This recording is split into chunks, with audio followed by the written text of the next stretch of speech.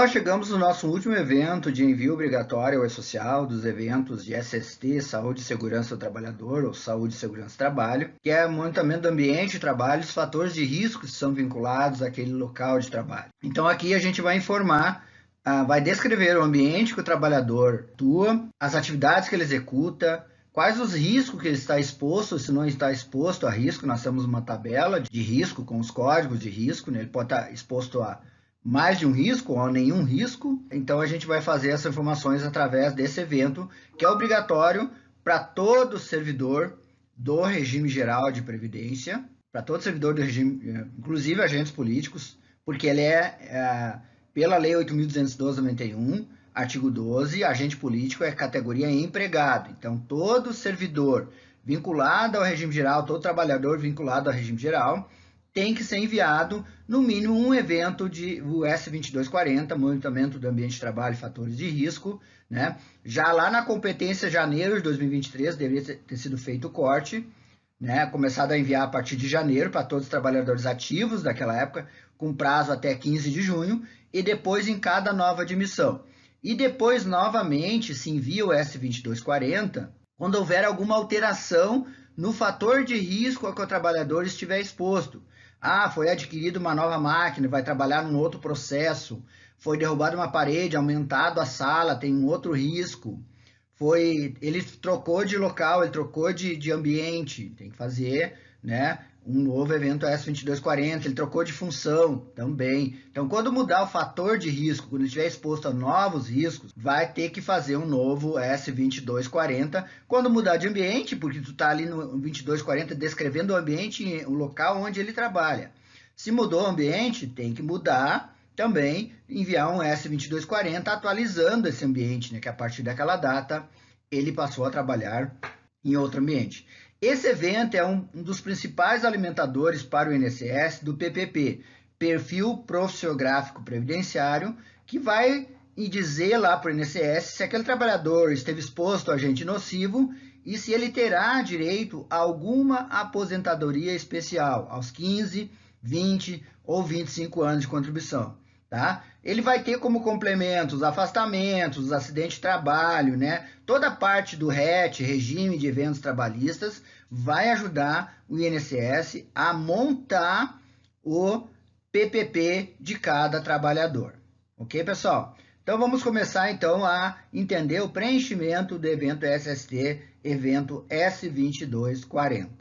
Começamos, então, com os dados do trabalhador, CPF, já traz ali a matrícula, categoria de trabalhador igual os eventos que a gente viu anterior. Data de início, então, data de início aqui do trabalhador, data de fim, então, data de início da condição dessa situação, né? E data de fim quando houver uma troca, daí tu vai enviar um novo S2240, onde ele foi trocado de ambiente ou mudou o risco, aquela situação, isso aqui é determinado por esse preenchimento aqui.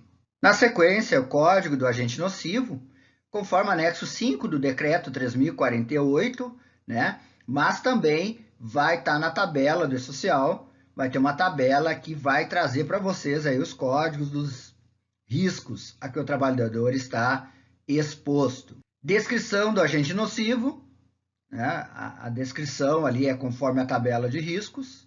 Vai ter os códigos ali descrevendo também esse risco a que o trabalhador está exposto. Tipo de avaliação, critério quantitativo ou qualitativo, ali vai ter um menuzinho para vocês informar.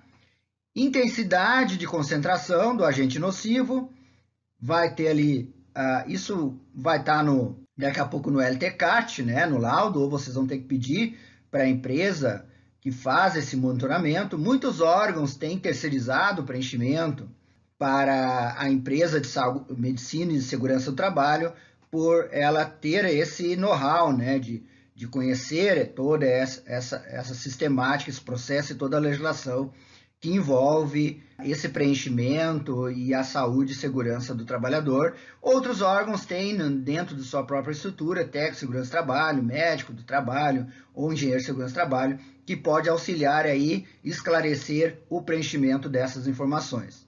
Limite de tolerância do risco, a tolerância do trabalhador ao risco, ao agente nocivo. Então, aqui vai esse preenchimento também. Aqui é a unidade de medida do agente causador do risco ali, né? Aí tem ali dose diária de ruído, né? Daquela limite de tolerância, né? Que a gente viu ali, né? Miligrama por metro cúbico, né? Então, isso é mais técnico, né? Isso vai, como eu falei, a empresa de saúde e segurança do trabalho, médico de segurança do trabalho, no próprio laudo vai ter esse limite de tolerância indicado ali ao risco se o trabalhador estiver exposto a algum desses riscos. Aí na sequência temos técnica de medição, né? Número do processo judicial, se tiver algum processo judicial sobre essa situação.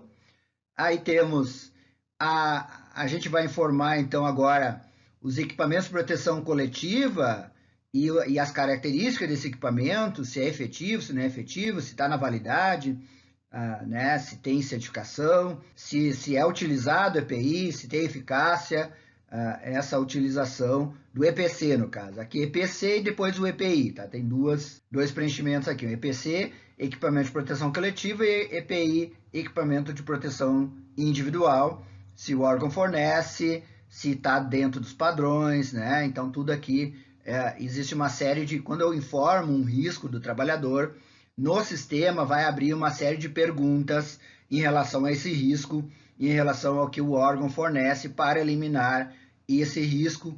E lembrando que não basta apenas fornecer, tem que fiscalizar o uso dos equipamentos pelo trabalhador. Documento de avaliação, certificação dos equipamentos, ali, EPI ou EPC, né? EPI complemento, ó, medidas de proteção, condição de funcionamento, uso ininterrupto, prazo de validade, periodicidade de troca, higienização. Então tem toda uma série de informações em relação ao EPI utilizado pelo trabalhador. Não basta só fornecer o EPI, tem que fornecer o EPI que esteja nas condições que garantam ao trabalhador a segurança e a eliminação do risco. E aqui as informações do responsável ali pelo laudo, pelo envio das informações aqui. Aqui primeiro o responsável pelos registros ambientais, pelo laudo lá, né? Então quem vai estar lá no LTCAT, o CPF do responsável, órgão de classe, né? Descrição do órgão de classe, número de inscrição no órgão de classe, unidade da federação, o órgão de classe pertence. E aí embaixo observações que sejam necessárias para o preenchimento, para a correta informação para o e-social dessa situação do trabalhador em relação ao evento que vai informar se ele vai ter direito à aposentadoria especial ou não, né, para formar o PPP lá do trabalhador. Então nós temos passamos aí pelos laudos nesse nosso pequeno curso aqui de tentando esclarecer para vocês as obrigatoriedades do órgão público em relação a possuir os laudos, né, lá do artigo 230 da IN 210 de 2022, a obrigatoriedade do envio dos eventos, dos exames médicos, dos exames complementares, das medidas de segurança a serem tomadas, fornecimento de EPI, EPC, para que o órgão não incorra em penalidades, né? Multas por descumprimento, multas por não ter os atestados médicos dos seletistas, por não ter os atestados médicos dos estagiários, por não ter enviado os eventos de afastamento a centro de trabalho dos servidores vinculados ao regime geral, não ter enviado o S2220, os exames médicos admissionais, demissionais, periódicos de retorno de trabalho, de mudança de função e os complementares dos trabalhadores seletistas, e de não ter enviado as condições ambientais e os fatores de riscos de todos os trabalhadores vinculados ao regime geral.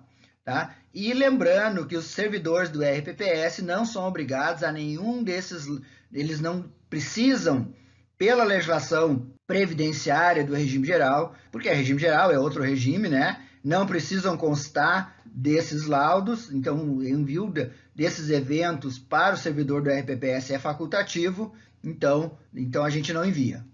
É o que a gente costuma dizer. Bom estar aqui com vocês, espero que aproveitem o nosso curso sobre esse assunto. Em breve estaremos aí publicando mais cursos para que você se capacite, se qualifique e possa executar dentro do seu órgão as suas funções com segurança. Um grande abraço, até um próximo curso.